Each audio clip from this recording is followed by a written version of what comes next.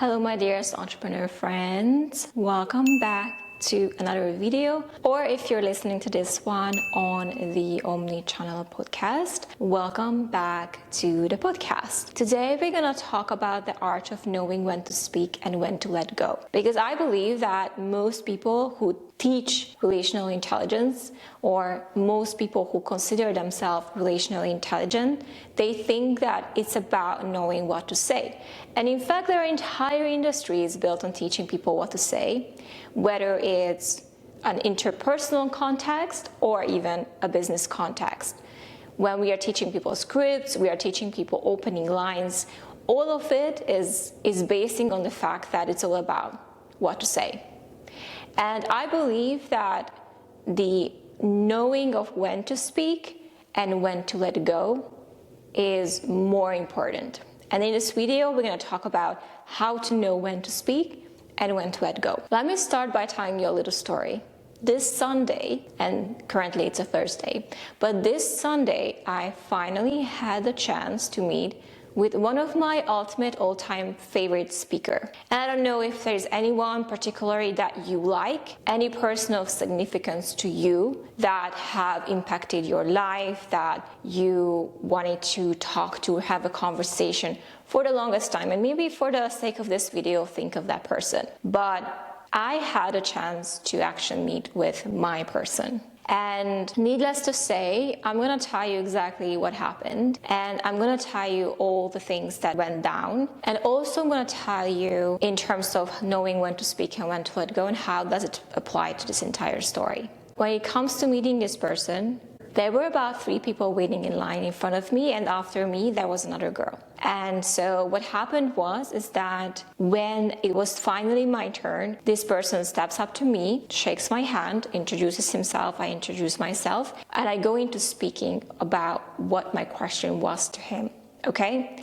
And so I remember having a short conversation because I just had one question really that I always wanted to know. And in about a minute, he already answered my question, and I found myself just regulating throughout the conversation because I thought, oh my God, I did feel some of that nervousness that comes from meeting someone that has significance in my life. And when you're meeting the person that has significance in your life, you might feel exactly what I felt in the moment. So definitely breathing helps in that scenario.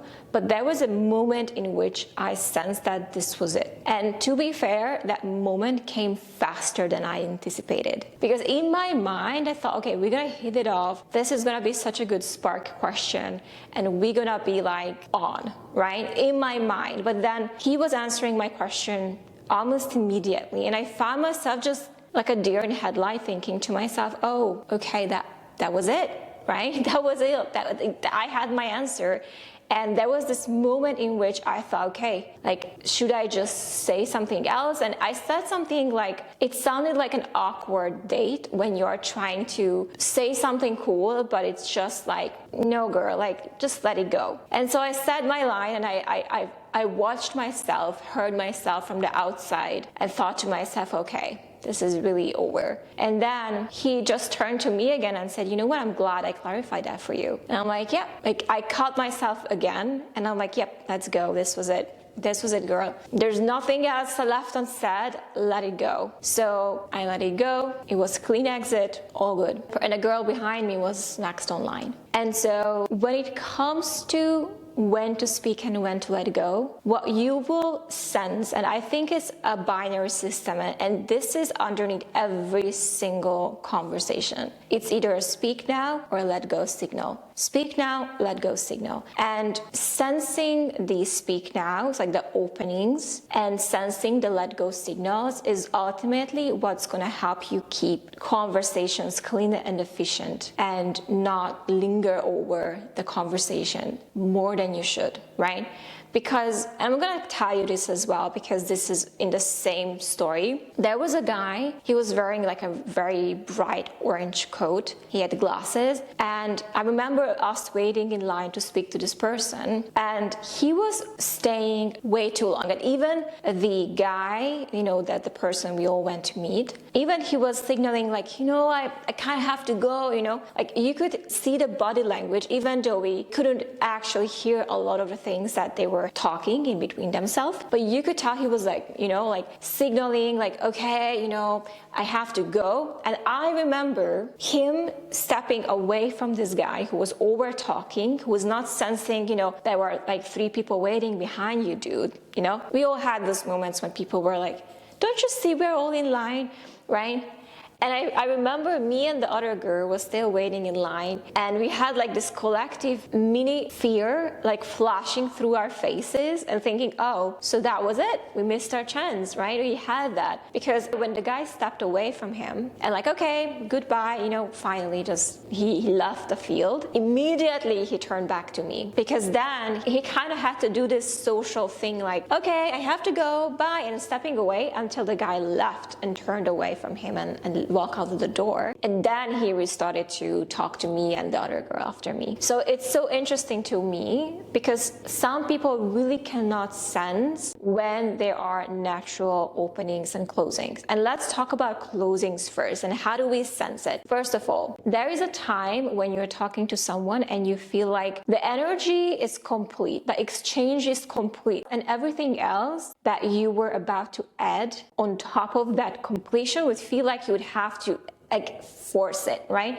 So I'm sure you guys have experienced this before, when you are in flow with someone and then suddenly you feel like you need to effort yourself to keep the flow up. It's like there is an energy of a conversation and that it drops. And when the energy drops, you can either try to lift it up with force or you can let it be. And many times when the energy is going down and you feel like there's a closing happening, it's like or you can feel the other person is withdrawing from you, like either signaling that they are kind of done, there's nothing to say, they slow down with their responses if you are chatting with them on text message, or you just feel like they're not really engaging in a way with you. That is a really good cue for you to say, okay, this is time for me to go. So either you are the one who feels like, okay, I kind of said everything I wanted to say, or you feel the energy is shifting and you would have to really lift it up to keep it going. If that happens, that's literally your cue, like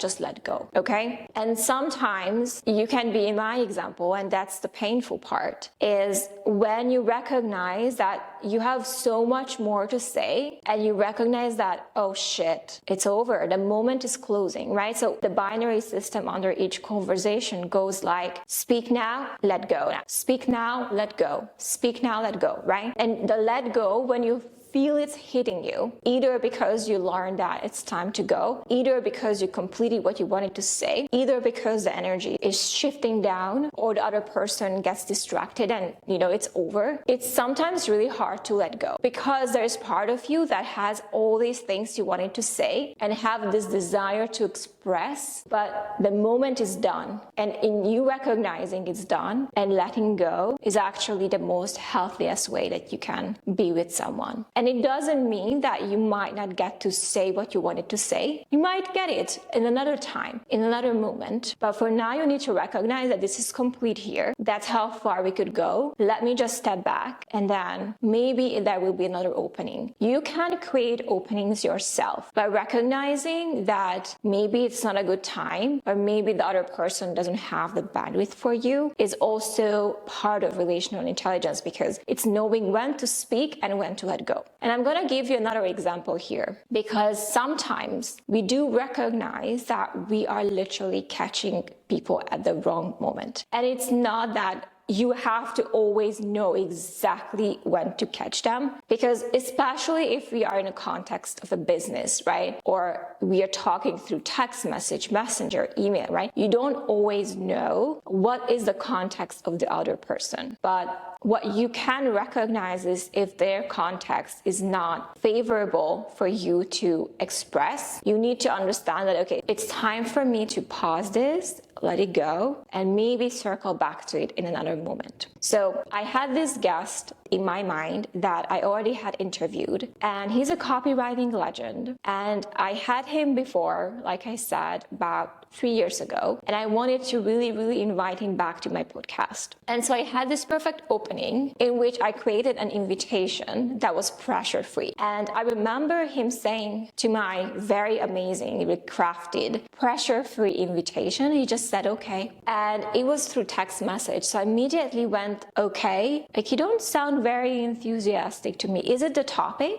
Do you want something else? Like immediately I'm trying to understand why would someone says okay, instead of saying like, sure, of course. So it's something more like exciting, right? So he said, actually, I'm not enthusiastic about anything in this moment because I don't know if I caught COVID and my mom is having COVID right now and she's not feeling well. And I immediately went like, oh my God, I felt really bad, first of all. Second of all, like here I am crafting this great, funny invitation. And this person is literally thinking about worrying about his family and his own health. So in that moment, what happened was I immediately recognized that this is not the moment to push further. And this is the moment to let go, right? And not trying to push a date or trying to figure out logistics. It's literally the worst time to do that. So I let him go and I said, you know what? Just don't worry about this right now. And now let's get back to it when you're feeling better, when your mom is feeling better, like whenever it's a better time. And he actually said, if I don't come back, just reach out to me again. I'm like, yeah, sure, I will, right? Think about this for a second, right? Think about a moment in which you caught someone at the worst possible time and you recognized that their context is right now not at all in a way that they can actually receive and respond to your message, right? And knowing that when you know more, it's time for you to let go is what's going to make a difference between you and the other person who's pushing, because all they want is to get whatever they want, right? So that's why we're going to introduce 2 more concepts here, which I think is foundational in being really good at knowing when to speak and when to let go. And the first one is containment, and the second one is dual awareness. Containment means that you're able to hold your own needs and desires. First of all, you're aware of them so they don't come out sideways. You're able to hold your own needs and desires without making it someone else's problem, right? So if you go back to my example, my story in meeting this person, the one that had significance for me, even though I had so much to say, in that moment I had to contain myself because I could not possibly unload everything on this one. The moment was too short. It wasn't even there. It wouldn't have been open. And had I not been able to contain all my wants, needs, and desires, I would maybe have flooded this person and be like the other guy with the orange coat who was overextending his own moment, and you would have to be like, hey, right? So that interaction for that person was not a positive one in that sense, right? So whenever someone has to defend themselves against you and be like, hey, let me go. Like, just imagine yourself in the situation when someone cannot understand that it was done, like the interaction is done, and it means that they don't have ability to contain because they are thinking about what they want to speak about and they can't read about you. And 2, they don't have dual awareness. And dual awareness means that you are at all times aware of yourself and the other person. So to me, dual awareness is a moment to moment to moment to moment to moment tracking. Think of it like this is a movie scene. First camera angle, me in conversation with you. Second camera angle, me tracking you in conversation with me. Third camera angle, me tracking us in the conversation. And these tracks run at all times. So I'm able to keep track of what's happening inside of me. I'm able to track what's happening inside of you, and I'm able to track what's happening inside of both of us in a given moment. And I don't think it's dual tracking anymore, it's like multi-level tracking. But if you are able to at least track yourself and the other person, yourself and the other person simultaneously, then it means like you have dual awareness, right? And I do something more insane because I track us in the moment, and I track us in comparison to the other people in the room, and I track us in comparison to, like, there are multiple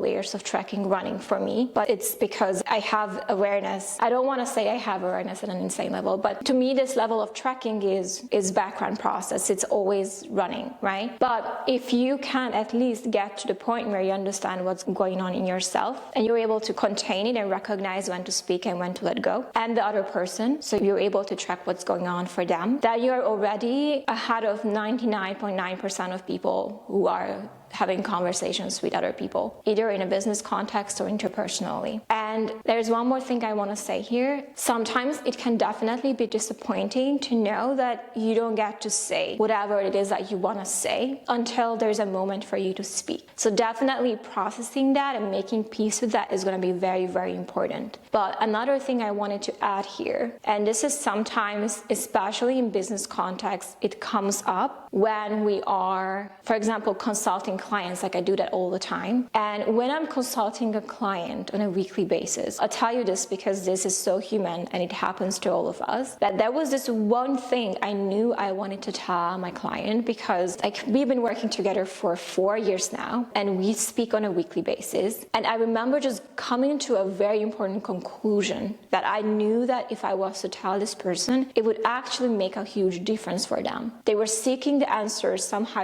it came to me, and I thought to myself, like, I have to tell them. I have to.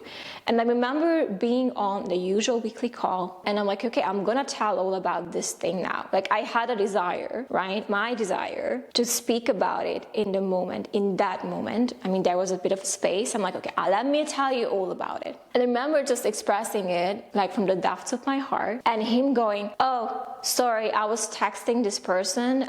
She's gonna join into the call, and thinking to myself, like, oh my God, out of everything I just said, there's absolutely nothing that landed. Why? Because I was speaking from my own desires to express, and I forgot to look whether or not he can receive the message. I was so in my own, like, let me tell you this is gonna be, because I thought to myself, he needs to hear this, right? Only then to realize that this was the absolute worst moment for me to speak. Because even if I told him and it mattered, he literally did not have the capacity to hear me. This means that whatever I said then, it was air. It went to the air, it dissolved into nothingness because he was not listening to me. And I'm sure, imagine the times when you are like in face of a client or in a situation in which you want to appear competent, or you want to tell something you know is meaningful, you know it matters. But because you are seeing your own desires, sometimes you slip and not recognize that, oh my God, okay, they actually cannot hear me now. Only after you said what you said, you realize, oh, nope, I should have not spoken about this, right? So our binary of speak now and let go was not working really well. So in that scenario, the fact that I spoke at the wrong moment, it meant my message was not being heard. And it doesn't mean that I won't have the chance to express it in another time. I mean, we speak on a weekly basis, right? And sometimes you have conversations that happen once or twice, or once and never again. So that's why I said, let's make peace with the fact that you might not be able to say what you want to say, but having the dual awareness, which is you're aware actively whether the other person can hear you. Do they have the bandwidth?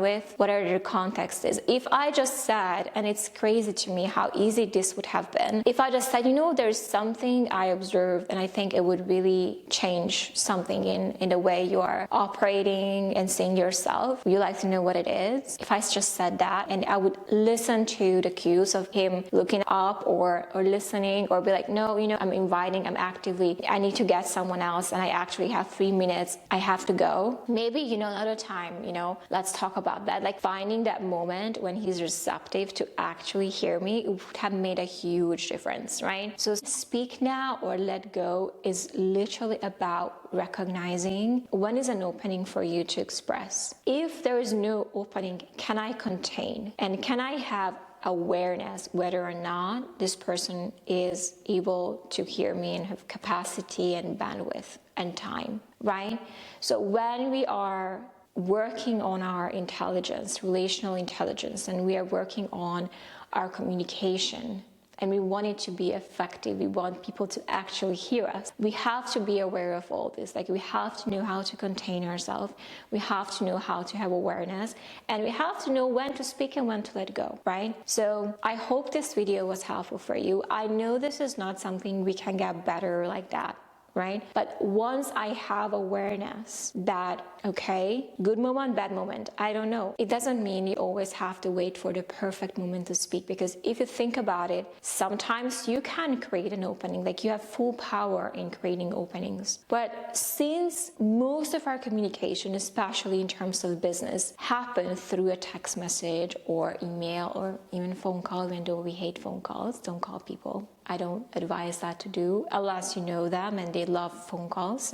Everyone is a different person, I guess. But by recognizing that they are in a context in which can they receive you and can they not receive you, and based on that information, knowing when to let go. And even when you catch them and they are engaging with you, recognizing that the energy has shifted, this has come to an end, and pulling all that back, even though you have so much more to say, is going to make you very, very relationally intelligent, knowing when to let go. So you won't overstay in a conversation long after it ended. You won't be like that guy who then we all have to be like, gee, like, is he, like, is she, you know, like, when is she gonna finish, like, right? Because many times, and I think this is not to criticize anyone, but many times people speak to kind of express and to relieve themselves, you know, like, I need to get this out of my system or I'm gonna explode. A lot of the times I call it broadcasting. It's not bad, especially if you have someone who's receptive. It only becomes an inconvenience when the other person is not able to hear you or they're not open anymore because they drifted away, right? So recognizing and catching the moment when they are drifting or the conversation naturally drops is going to help you also save your own time, save your own energy, and also your own dignity and self-respect. Because sometimes when we over talk, over message, and I'm gonna bring this to a little bit of an interpersonal realms. I mean, just please tell me if this ever happened to you, where you find yourself sending a wall text message to someone, or you received a very long text message to someone,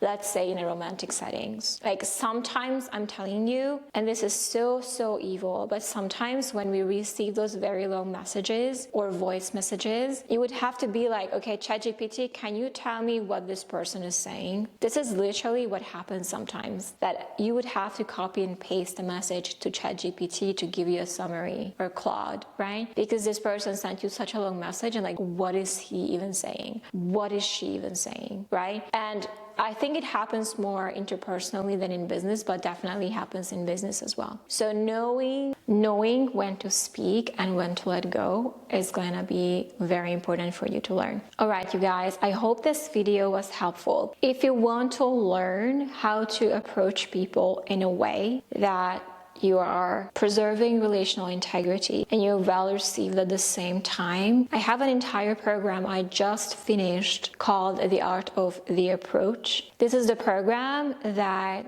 you can take if you want to learn how to approach absolutely anyone, whoever you want to. Okay? If you want to come in and watch back the modules that we did inside of the program and want to have access to the entire program, I'm going to put a link in the description of this video wherever you're watching it. I think this will be very helpful for you. It's not necessarily what to say, even though we do cover some of that, but it's about how do I approach people, what energy I'm approaching in, right? And even relational pacing and knowing when to speak and when to let go. In this concept, we talk about in much more detail inside of the program. So if that's what you want, because you want to know how to approach your favorite people, I'm gonna put a link in the description of this video and you can have access to this program if you want to. Okay? Thank you so much for watching and listening. I'll see you guys very soon. Good luck. And I know it's not easy. It's definitely something you need to practice. But I have faith in you. Bye, guys.